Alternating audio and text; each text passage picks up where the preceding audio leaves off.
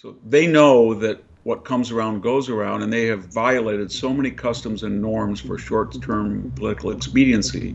They are paranoid now that you see Biden faltering, that somebody is going to do to them, as I said, what they did to other people. That this is not 2008 or 2012 or 2016 or 2020. This is cumulative. And so at some point, if you're going to enact change and save the country, you have to take control of the Congress and the White House, and your party has to be led by people who see themselves as counter-revolutionaries. We had 12 million people that did not vote in 2020 that probably were conservative, and they all have to get out this time. The hour is getting very late.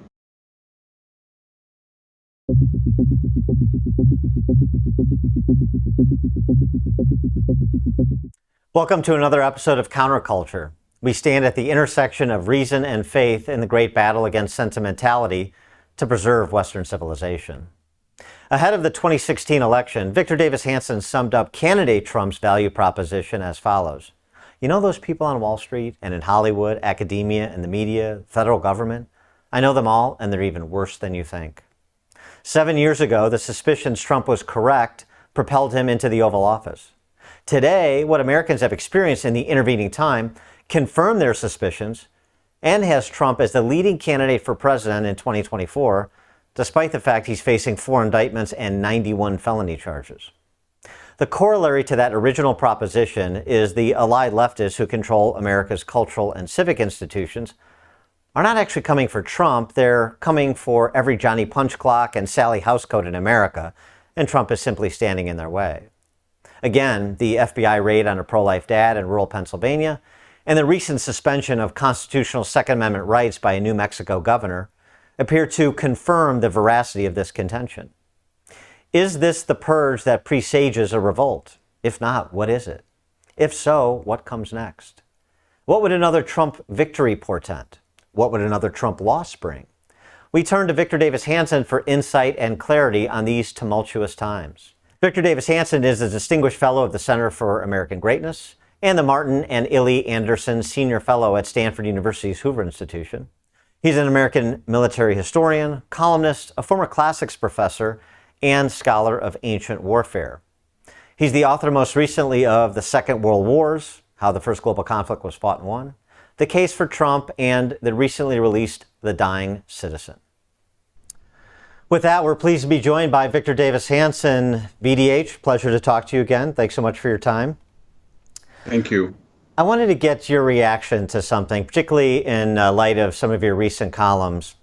The Roman historian Livy predicted the fall of the Roman Republic about 10 years before it actually happened. And one of the things he said in predicting that the Republic was going to fall, is that they were at a place in Roman society where the populace could neither tolerate their vices nor their cures.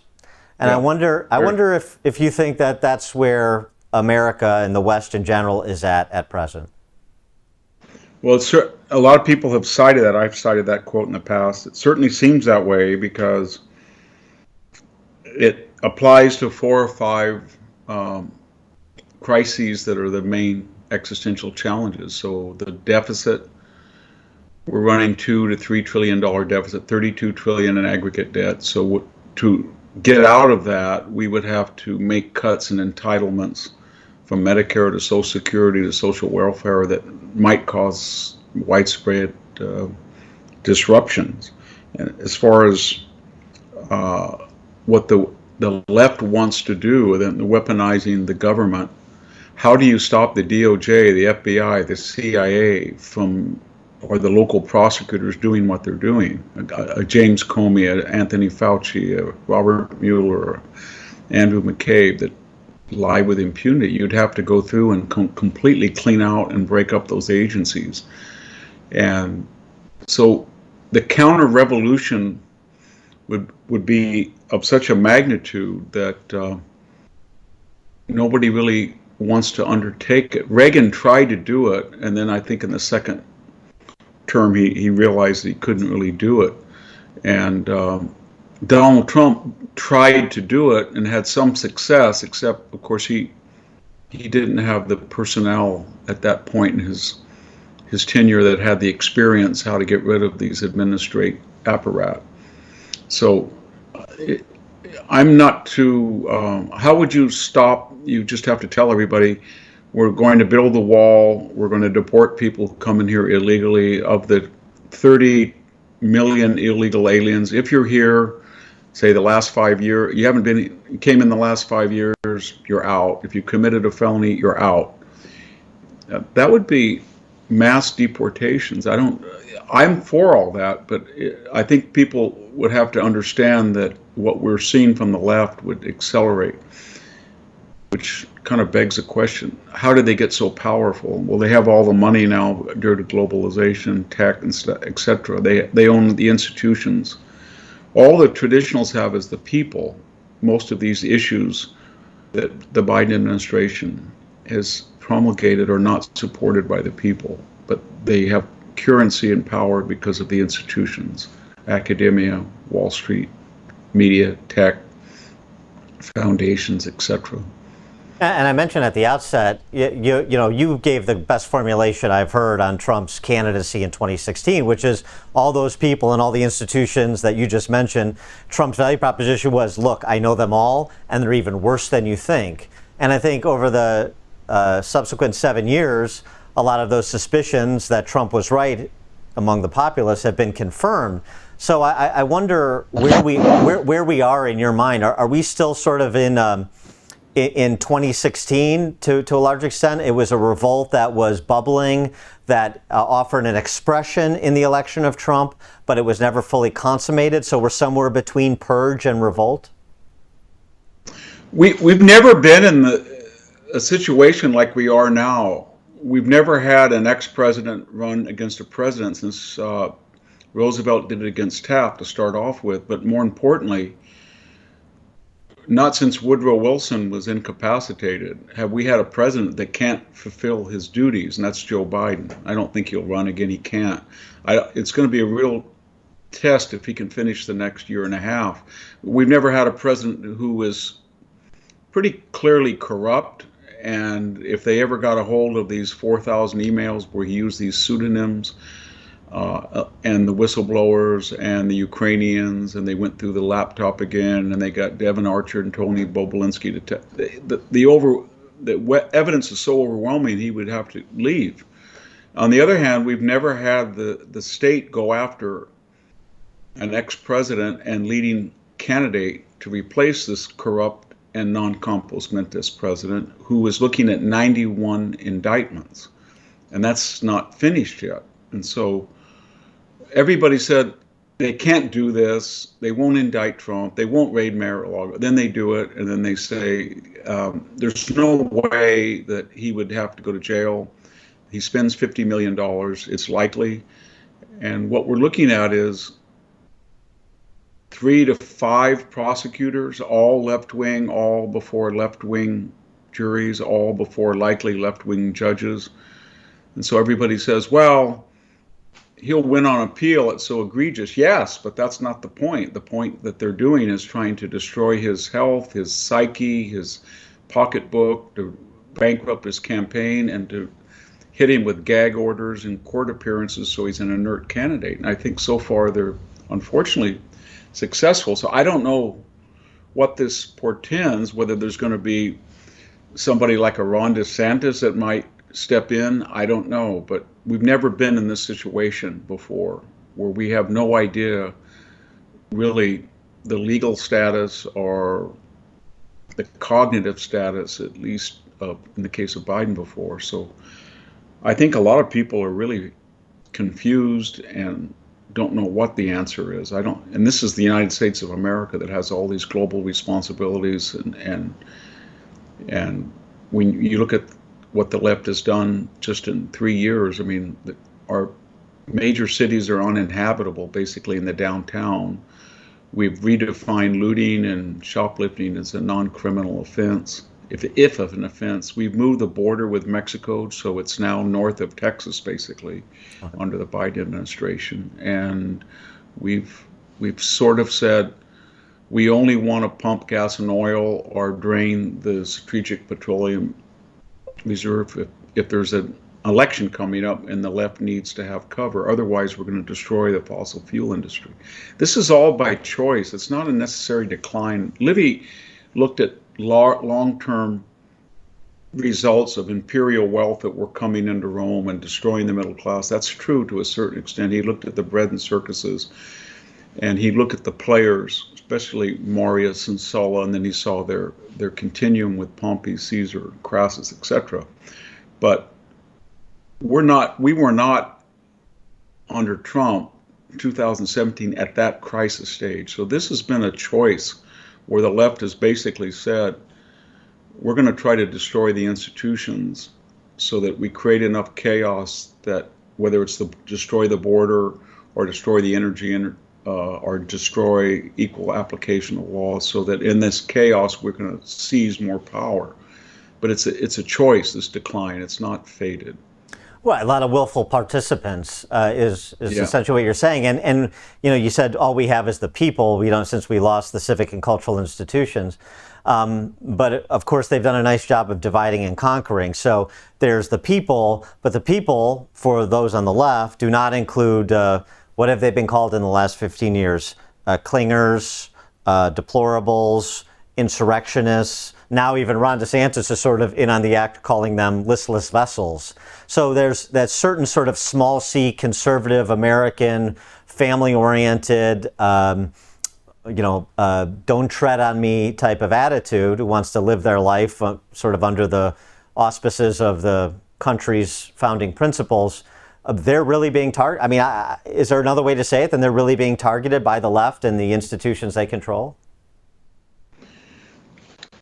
Well, 35%, we can call them whatever you want. You mentioned them, clingers. Biden has called them chumps, dregs, irredeemables, deplorables. I think John McCain called them crazies and hobbits. They are making a pushback, and they're in a competition with the 25% of the country that's doing this.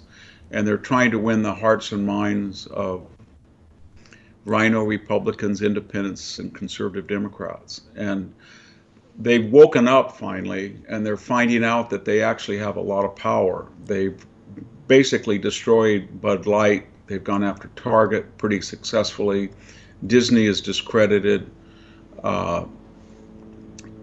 And when they actually organize, get angry, and I think pretty much nobody watches the Oscars, the Tonys, the Emmys, the Emmys. Nobody watches. The NBA has about 20% of their audience they used to have. And there's 600,000 people have left California in the last 16 months. There's the biggest, this is much bigger than the migrations during the Depression, the Oklahoma diaspora, et cetera.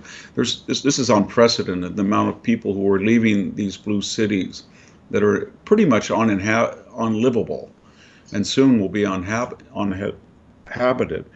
So I think what I'm trying to say is that the counter-revolutionaries are finding out that they have the public on their side. They're just trying to find a preemptive or a pro agenda rather than being reactive to the excesses of the left. And they haven't yet articulated, a contract with America, or these are the things we're going to do, and we're going to implement this by, we're going in the next election to win the House by 80 seats. We're going to take the Senate by 5 seats. We're going to take the White House. And when we have all three branches of government, we're going to do what Reagan did. We're going to just push through this agenda, and here's what it is. And part of that, I understand, is predicated on voter integrity. And they have to watch, these COVID, under the pretext of COVID, as it happened in 2020, and it'll happen in 2024. They'll say that some of these states will have to have mail-in ballots that can't be authenticated, and that's as we did in 2020. But at least they're reactive right now, and they need some type of group consensus that we're going to unite. This is what we're going to push. And when you actually look at the various candidates on the Republican side, with maybe the exception, Ramaswamy or DeSantis or Christie, you don't have what you had. You don't have a viable Romney, McCain, Bob Dole candidacy, maybe Haley. The rest are either MAGA or they're emulating MAGA. So that's good. But the problem we're having is the one leader that sort of created the MAGA movement and whose message is don't get mad, get even, is going to be in such legal jeopardy. And under our noses, nobody really took seriously what they were doing. And I think all of us thought they wouldn't dare raid Mar-a-Lago. A local prosecutor wouldn't dare do this, and they did. And I think everybody's shocked and doesn't have an answer. If you have an answer, I'd like to hear it, but everybody says they have an answer. But after $50 million that Trump spent, he's looking at gag orders, etc. And so I don't know. I talk to a lot of the Trump people, and I say, okay, what is Trump going to be doing in 60 days? What is he going to be doing in 90 days? Is he going to be free to campaign? Is he going to be, and they can't tell you. Right. Because they don't know. Yeah, nobody knows, right? I mean, based on the timeline of these trials and so forth. Exactly. And we know they're coordinated, and they're not only coordinated with Fannie Willis and Alvin Bragg and Letitia James and some of the civil suits and Jack Smith, but they're coordinated or synchronized with the campaign calendar. You know, the big Tuesday primaries, except Super Tuesday and all that. So as a general rule, you should never underestimate what the left is capable of. At this point, they're not even a Democratic Party. They're a revolutionary party, and they'll do anything that they see as necessary. We don't have, you can't. Their revolution is predicated on the idea that we would not do what they do, because we would rather lose nobly than win ugly, and that's how they operate. And then you can see them panicking right now. There's been about 5 op-eds in the last 2 weeks about how you can't not impeach Joe Biden because he did it as vice president, or you need a special counsel, these are exactly what they did with Trump, the first impeachment. So they know that what comes around goes around, and they have violated so many customs and norms for short-term political expediency. They are paranoid now that you see Biden faltering, that somebody is going to do to them, as I said, what they did to other people. Well, right. And so they run interference by re-raising the 14th Amendment Section 3 arguments. Let's keep the focus on Trump and so forth, right? I mean, this is just to make sure that the spotlight is not on us. But I wanted to go back to something. I mean, you sort of said this at the outset, and you recently wrote a column about it, what the left has wrought essentially on this country. And I think the whole, they're not going to do that is one of the reasons they've been able to run roughshod over our cultural and civic institutions over the last at least 50 years, probably more like 100 years. I think people don't appreciate how long back much of this started, this sort of trajectory they've been on where they're willing to take half a yard if they can't get the full yard. And they just march on and on under the notion that, we saw it with Trump. If it had been Hillary winning instead of Trump, do you think she would have taken a pass on trying to prosecute Trump, the Russian collusion? And and he wins, and he says, okay, we're going to, Hillary, maybe she committed illegal acts effectively, but we're going to move on for the good of the country. That's the difference between the two sides. Yeah, and Rahm Emanuel kind of summed up their attitude: never let a crisis go to waste. So if you go back the last 20 years, when you had the 2008 meltdown, they were ready. And so George Bush and everybody acceded, and they borrowed all this money, and then that led to basically another 8 years of stagnation under Obama, because we were just printing money, socializing medicine. And they reacted. They took advantage of that. They took advantage of the COVID. And here in California, Gavin Newsom said this is a chance for more progressive capitalism. Hillary Clinton said this is a chance for single-payer health care expansion. Jane Fonda said, thank God for COVID. This is what destroyed Donald Trump. He would have won otherwise. And then we had the George Floyd riots. So we institutionalized criminality. Finally, the left said, the law has no individual merit. It's not based on human nature. It's just a construct. And they basically said after George Floyd, the reason that there is a law against, I don't know, stealing sneakers is that wealthy people never steal sneakers, but everybody else has to steal sneakers, so it's okay. And that our law system or jurisprudence is only there because it reflects the interest of wealthy white heterosexual males, et cetera, et cetera. And that was a radical revolution. So each of these revolutions, another revolution was Barack Obama. When he came in and said, there is no blue state, there is no red state, we're going to unite, we're not going to have the acrimony over the Iraq War, I'm the first African-American president, but I'm not really African-American, I'm half white, I'm half black, et cetera, et cetera, et cetera. That was really all a lie, and he came in, he was the most radical Democrat we'd ever seen. He reintroduced the race card that was sort of ambivalent. He created this new idea of diversity where suddenly it was no longer 12% black and 88% white that were dealing with this historic problem of civil rights, but it was now anybody who claims he's not non-white is an oppressed, anybody who is white is oppressor, we're going to divide the country in victims and victimizer, etc. So they all took advantage of certain historical events, and they were ready, as all Marxists or socialists are, to have a complete agenda with no public support. It was all done institutional. We woke up one day and Colin Kaepernick had institutionalized the idea that you don't salute the flag or listen to the national anthem at our major sporting events. And all of these people that were announcing it. Then we look at the NBA. The NBA used to be apolitical. And then we saw that Hollywood was not even, there were no conservative voices. And we saw K through 12, my gosh, all the school boards, the teachers were left-wing. Corporate boardroom, we remembered a different Disney or a different Target or a different Bush or a different Delta Airlines. Suddenly they were weighing in, and everybody was caught surprised. But as you say, back in every crisis, they were able to change the narrative.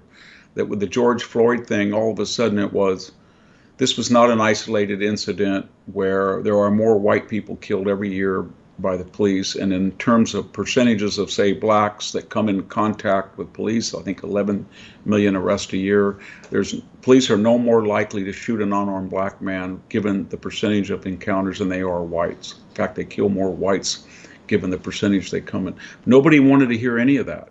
They just said, defund the police, it's racist, we're going to have DEI, we're going to go to repertory admissions, and all of a sudden, where I work, it was okay to say, we're only going to let in 20% of our students are going to be white. We don't care if they're 67% of the population. Or Princeton said, we're going to have 37 max. And it was racist. So, but they took advantage of every one of these things, and we just sort of said, oh, I'm worried about my family, I'm worried about my community, I'm worried about my church, I'm worried about my job, and we didn't get involved. Well, worse than that, for all the cult of personality talk around Trump, I mean, Obama, who, by the way, being from Illinois, I knew him when he was in the state Senate. I was on Jack Ryan's campaign in 2004 in that Senate race, so I knew him very well, and he was a sort of nondescript non-presence in Springfield when he was a state senator. He was not a radical, but he served as the Manchurian candidate for the radical left, first in Illinois, and then they scaled that nationally. That's what actually happened. You want to talk about cult of personality, even the likes of, I remember famously, George Will and Charles Krauthammer. He's a different kind of Democrat. He's not a radical, and so on and so forth. Yeah. A lot of people got snowed by Obama, and that's how you go from, he's running for Senate, even the first term when he ran for president in 2008, marriage is one man and one woman. By the end of his presidency, we've got Obergefell, and marriage as an institution has been redefined. I mean, that's how fast they can go when they see that opening, to your point.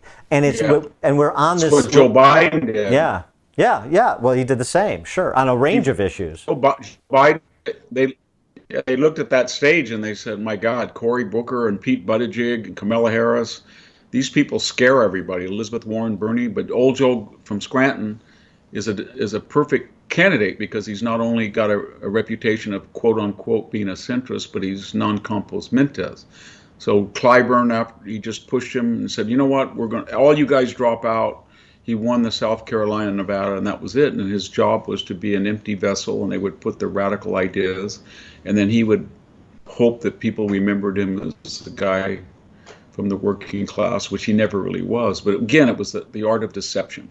They can never come out overtly as any socialist paradigm or agenda. They can never say, this is what we're for. If Joe Biden had have said, I'm going to move the border basically over above Texas, and if Texas tries to send anybody to other states, we're going to send them back. It's okay to flood Texas or Florida or Arizona. We're going to just destroy federal immigration. We're going to try to do all we can to destroy energy independence. Nobody would have voted for him. Well, but Biden is just a company man. I mean, different than Obama, who is a real ideologue. I mean, Biden is just, when the party is in one place in the 70s, that's where he is. When the party's in another place 50 years later, that's where he is.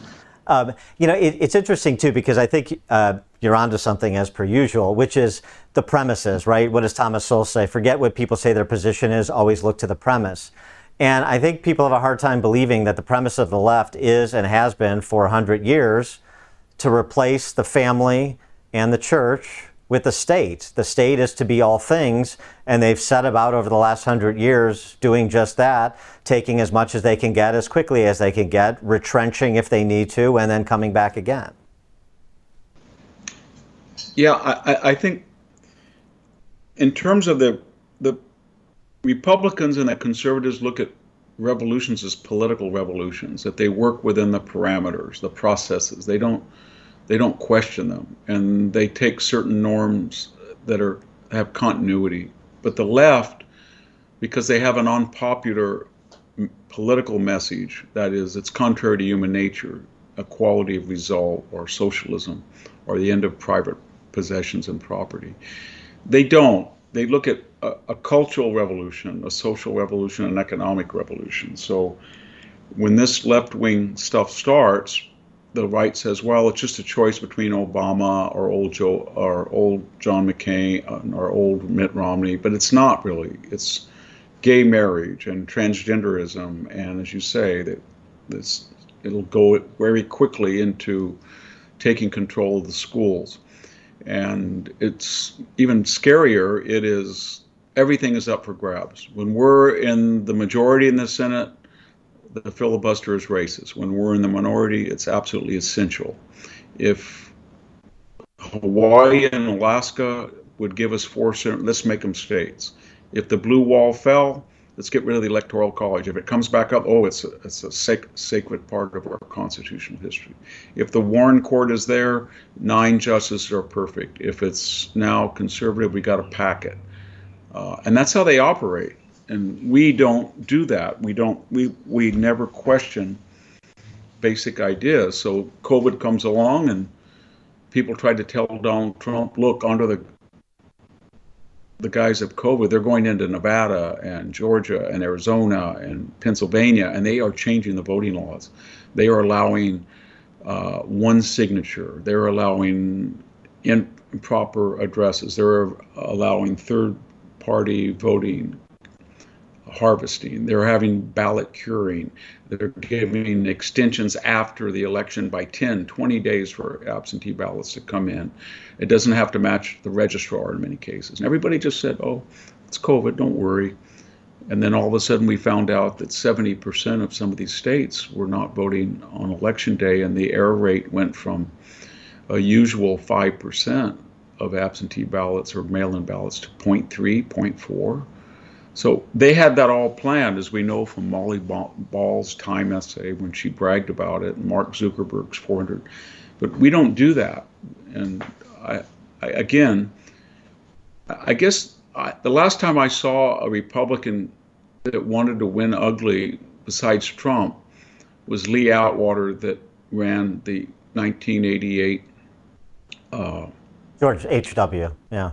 George H.W., and that's the last time any Republican candidate won 51% of the vote. And we've lost 7 out of the last 8 popular votes because, we've had a guy like McCain said, oh, we're not going to do that. I would never question Barack Obama's, patriotism, or why they were calling him senile and having adultery and Romney said, I'm not going to go there. And then they were saying that Romney's, tortured dogs and hazed people. So put us all back in chains, right? The yeah, Joe Biden yeah, formulation on, yeah. on Romney, right? Well, Junkie and etc. I wanted to go back to something you said, like what's the rallying cry for the yeomanry, if you will, to borrow from Joel Kotkin. What's the rallying cry? And maybe it is sort of America first, and you see this too, but it needs to be explained. So, for example, tying relief aid to Maui residents to Ukraine aid, and also it seems to me this is an opportunity to explain. There's a difference between Maui or Katrina and Morocco. They're all terrible human tragedies. We want to help where we can, but we have to prioritize our citizens. That's what countries do. That's why we focus more on wildfires in Maui that kill 115 than we do an earthquake in Morocco that kills 2,000. It's terrible. We want to help. We want to support international relief agencies. The West is there to help as much as they can because that's the right thing to do. But you have to prioritize in singular fashion your residents from New Orleans to Hawaii when it comes to who you serve. And I think there's real illustrations that is no longer the attitude of the political ruling class in D.C. No, it seems that people get that. It isn't. So if you let in 8 million people, and that seems empathetic, then you're basically telling people in my hometown, it's 90% Hispanic, that your mother's not going to be able to get her dialysis on time because the whole dialysis clinic is flooded. Our parents that work for 30 years to transition from bilingual education to advanced placement are going to go backwards because they're going to have these kids in the class coming from Oaxaca or Chiapas or Michoacan that some of them don't speak Spanish. They're coming in. They speak Mixotec. So, yeah, that's the point. You can act very empathetic in the abstract, but you're destroying your own people in the concrete. And the problem I think we have never been able to make that argument because the left says, I think Nikki Haley even said that, we can do everything. Why are you saying we can't help? It's only $140 billion. We're a rich country. We can do it. We can chew gum and stand at this.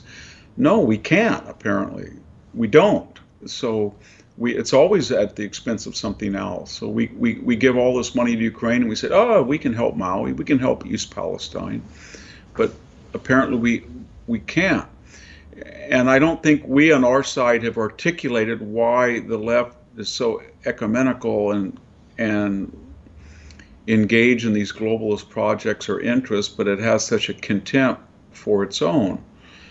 I think a lot of it is actually the left is so different than the party of Hubert Humphrey or JFK years ago. It's run by a bunch of very, very wealthy globalists on the East and West Coast and the subsidized poor, and it's no longer the party that has any interest in the middle class, especially the white working class.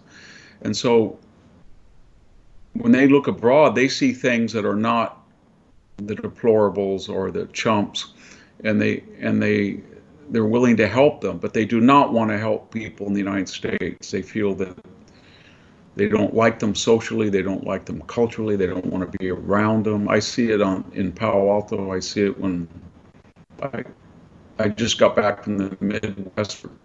You can see they don't like those people.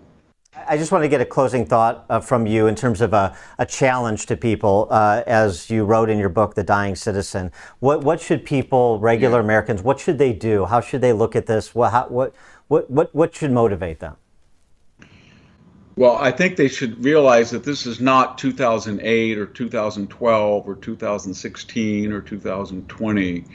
This is cumulative. And so at some point, if you're going to enact change and save the country, you have to take control of the Congress and the White House. And your party has to be led by people who see themselves as counter-revolutionaries. And that means you have to vote, you have to participate in the process. You should give all the wherewithal you can financially to conservative candidates. You have to be outspoken, you have to be activist. And you're doing a great start because you've scared the crap out of Disney and Target, and that's what you have to do. And it has to be sustained. And, Mitch McConnell's not going to save you. Paul Ryan's not going to save you. The Bushes are not going to save you. They're all nice people. They had a time and place. But you're going to have to get people who understand this existential threat, and you have to get involved in every aspect of the process. We always say, I'm an activist.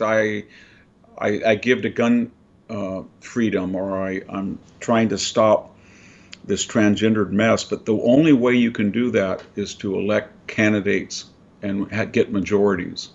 And you can do that at the state and local and federal level. But we had 12 million people that did not vote in 2020 that probably were conservative. And they all have to get out this time. The hour is getting very late. Victor Davis Hanson, thank you so much for your time. Great speaking with you again. Really appreciate it. Thank you.